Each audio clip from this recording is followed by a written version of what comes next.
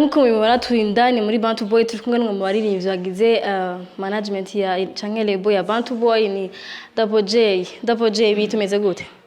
Meze neza cyane murabona. Nanje meze fresh. Tugusanze muri Bantu uri kurakora canke uri muhira canke bimeze gute?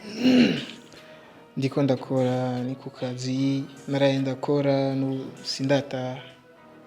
Urarurakora ukirigura kora konye? Ya arigiye inspiration iba yabaye nyinshi cyane bigasaba nyene kurara nga. Yeah, le 1er avril habonetse publication ya plus ma statut yawe na Fizo ko wavuye muri lebo ya Bantu Boy we na Kiriko. Vyari ubeshi canke vyari bifise raison kuri gushije? Yari umunsi wari wahariwe nyene kubesha gatoyi. Mugasi nibisigura ko ariko twama mugujya munsi twari tubirekuriwe gatoyi poisson d'avril. Kuri mwiyumviriye kubesha ivyo ko mwavuye muri Bantu Boy?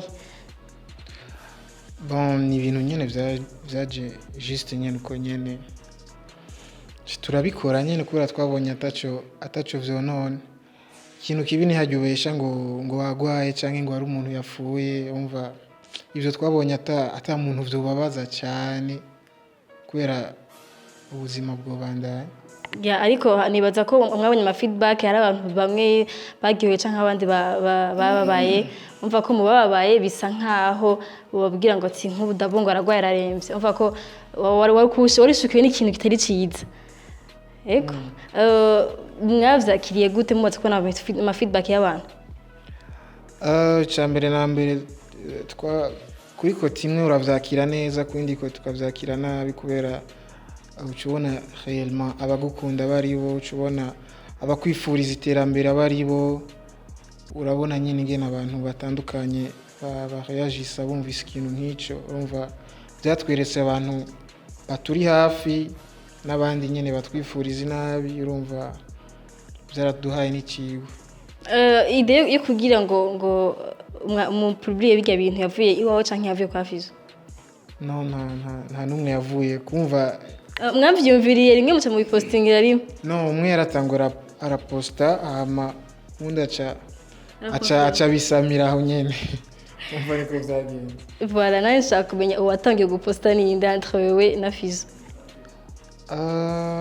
Bon sinzi neza ko ariwe yatanguye canke ari je natanguye kubera je deja nabibonye ku manuze nabonye stati bamaze kuzifatanya sininitaye kuraba stati yiwe munyuma mbona bamaze kuzifatanya ndaziravye mbona nyene ni ibintu bisa. Donc mwagiriye ama idée amwe yo kubesha ikintu kimwe mwese abo uri ngahana wari hariye? No ushobora gusanga dufatira yarabonye nka stati yanje kubera baba bizi ko ndimwo ndindani sinaho ndaje akabazi n'umunsi twariko ico wahariwe shavuga ati reka ikintu tugikorereko. Ya ufise indirimbo yawe ya nyuma canke uheruka gukora numva shaka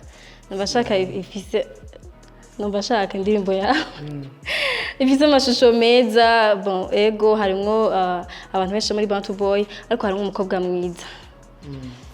Ubwo mukobwa umukuye canke nivyakugoye kugira nk'umukobwa asa kujyanye ushobora gusha muri video?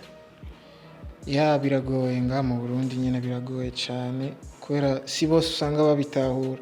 Abakobwa beza bari ariko si bose batahura ikintu cyo kuja muri video ari babona ko ari abantu baza kwibona nabi urumva kugira turonke umuntu nk'ujya bitahura ntivyari vyoroshe ariko turamushimiye yaradufashije cyane yaratubaye hafi twaramusigura ingene dushaka gukora atubwira ivyo asaba turabimukwiriza ama turakora. Ego numva shaka yarasohotse après baca haboneka publication canke ama commentaire canke inkuru zuko ushaka kubagira ukorane na China nabo mu gihugu cy'u Rwanda. Inkuru niyo canke n'imbiri yoshaka kuduha umuco kadusigura n'ukuntu projet bimeze? Ya projet iriho biri mu migambi ndibaza uyu mwaka bigenze neza Imana idufashije indirimbo irashobora gusohoka biciye kuri CEO wacu Big Fizzo. Hama ya indirimbo irashobora gusohoka, umva projet irahari, siniyo gusa ari n'andi ma projet yo gukorana nabo n'abaririmbyi bo ngaho iwacu kwanza benshi nka Miss Erika twarakoze n'abandi benshi muzobamenya.